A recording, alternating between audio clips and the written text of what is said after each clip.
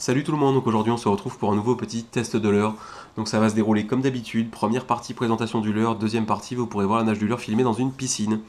Donc comme vous le voyez devant moi aujourd'hui on va parler d'un jerkbait qui je crois n'est pas encore trop connu, donc il s'agit du duo Tide Minnow 90S, donc il existe en plusieurs versions pour vous adapter à votre matériel ou à l'endroit où vous allez pêcher.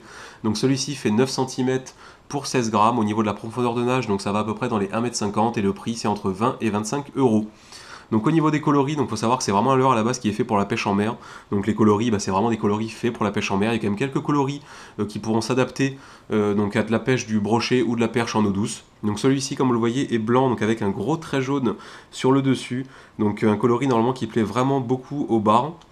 Donc au niveau des finitions, il n'y a rien à dire, c'est du duo.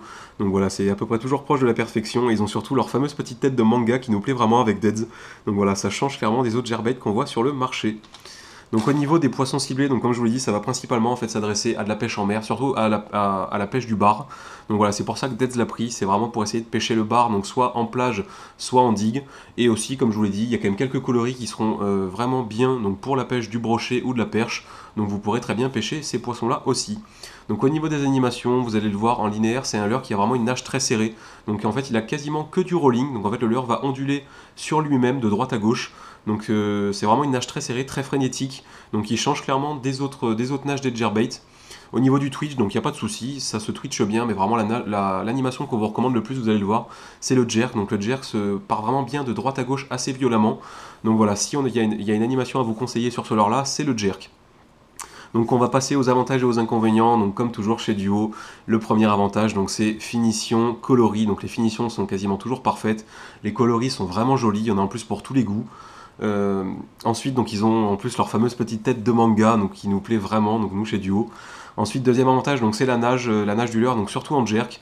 Voilà vraiment une animation qu'il accepte vraiment bien, il part vraiment bien de droite à gauche. Donc ça je pense ça va bien marcher sur les bars pour les énerver.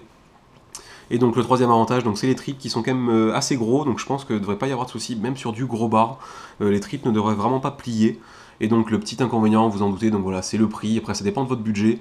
Moi personnellement ça me choque pas trop, parce qu'en mer on n'hésite vraiment pas à mettre le prix, parce qu'il faut quand même des leurres assez techniques quand on pêche vraiment dans des grosses conditions où il y a vraiment un sale temps, donc avec beaucoup de houle et des grosses vagues. Donc généralement il vaut mieux quand même prendre des leurres un peu plus chères. Donc là-dessus je pense vous avoir tout dit, on se retrouve maintenant directement donc pour la nage du leurre filmée dans la piscine.